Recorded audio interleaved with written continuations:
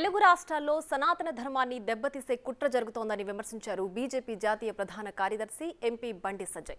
తిరుమలలో స్వాములు ఇబ్బందులు పడుతుంటే పాలకులు స్పందించడం లేదన్నారు. ప్రసిద్ధ క్షేత్రాలను వివాదాస్పదం చేయడం, చెడు వాతావరణం సృష్టించి భక్తులు రాకుండా చేసే ప్రయత్నాలు జరుగుతున్నాయని ఆరోపించారు.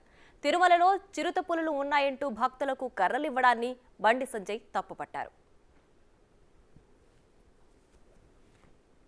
తిరుపతిలో పులులు ఇప్పుడు పుల్లు వస్తాయి. తిరుపతిలో భక్తులకు కట్టలిస్తారు.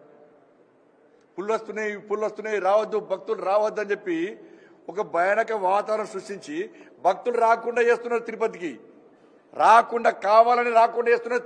తిరుపతి దేవస్థానంలో లక్షలాది మంది పోయే శబరిమలలో కనీస సౌకర్యాలు కల్పించకుండా భక్తులు రాకుండా అసౌకర్యాలు సృష్టించి నానా ఇబ్బందులు బట్టి అయ్యప్ప మాల ధరించేటువంటి భక్తుల సంఖ్య తగ్గించడం, శబరిమలకి వచ్చే లక్షలాది మంది భక్తుల సంఖ్యలు తగ్గించడం, ఇది ప్రత్యక్షంగా పరోక్షంగా హిందూ ధర్మం మీద జరుగుతున్న దాడి.